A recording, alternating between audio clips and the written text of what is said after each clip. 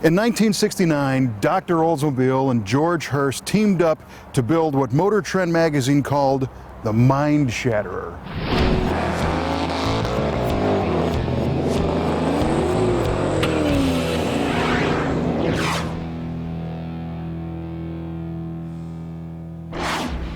General Motors had a 400 cubic inch V8 size limit that they would put in any of the mid-size family sedans up until 1970. And basically what this meant was, if you bought a mid-size car like a Chevelle or a Cutlass or a Buick Skylark before 1970, the biggest engine they would offer was 400 cubic inches. All of the GM divisions had larger engines than 400s, but they put these in the full-size cars. Oldsmobile had a 455 for the full-size Delta 88s and 98s and Tornados. But in 68 and in 69, George Hurst was able to work with Jack Watson and Oldsmobile to come up with a Hurst Olds limited edition Cutlass that featured an engine bigger than the 400 cubic inch limit. It's a pretty unique car. In 1968, they made just over 400. In 1969, they made just over 900. And the deal was, they were basically able to take a 455 short block from a Tornado and install it in a 442 and come up with this Hurst Olds special car.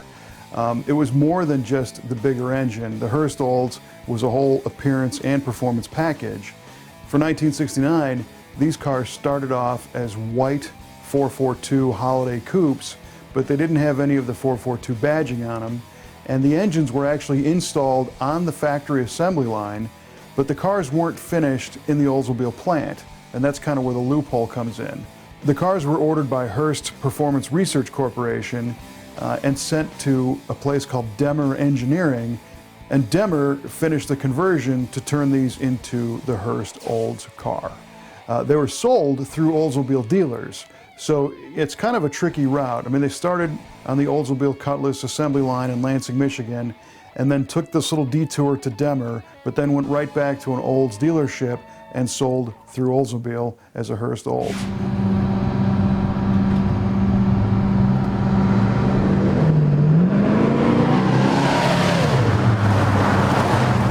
What I love about this car is being original. It's nice and worn in, and it's just incredibly comfortable.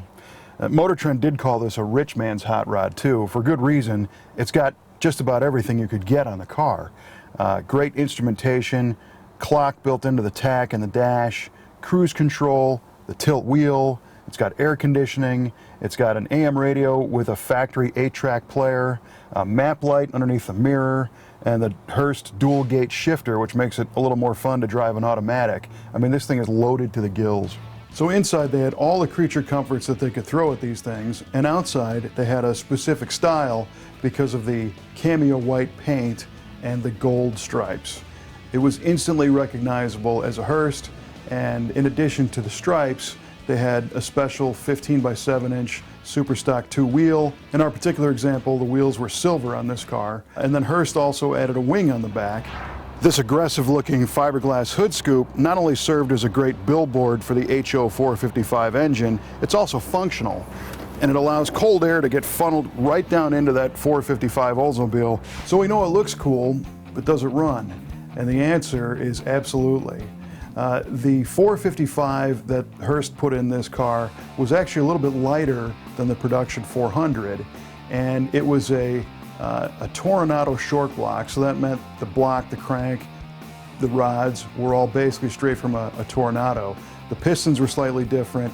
They had the D heads on them, so there was a good flowing cylinder head, and a specific cast iron intake manifold found only in the 69 Hurst Olds. It was topped with a 4-barrel quadjet carburetor. It made about 10 1/4 to 1 compression, which translated to 380 horsepower and 500 foot-pounds of torque. Tons of torque out of these Oldsmobile engines.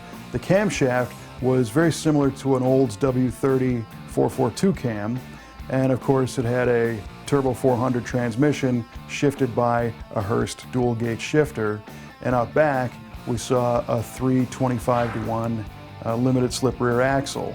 And the car ended up running, according to the magazines, anywhere from you know, high 13s to low 14 seconds in the quarter mile with 0 to 60 times under 6 seconds. So it ran hard, looked great, and just was a total package.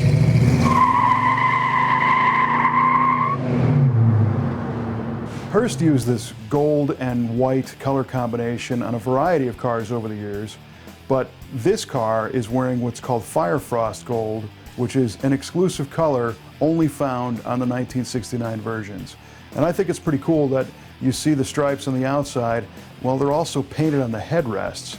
And if this car was a convertible, the gold stripe was actually painted on the convertible top as well. And speaking of convertibles, there were only 3 '69 Hurst Olds convertibles ever built, and they were promotional cars. They were designed to go down the drag strip with a giant Hurst shifter on the back and a platform, and Linda Vaughn standing on the back, waving to the crowd and just, you know, drumming up the excitement for the whole Hurst experience. One of those cars burned to the ground, leaving 2 '69 Hurst Olds convertibles, one of which is also in the brothers' collection, where we found this '69 Hurst Olds hardtop.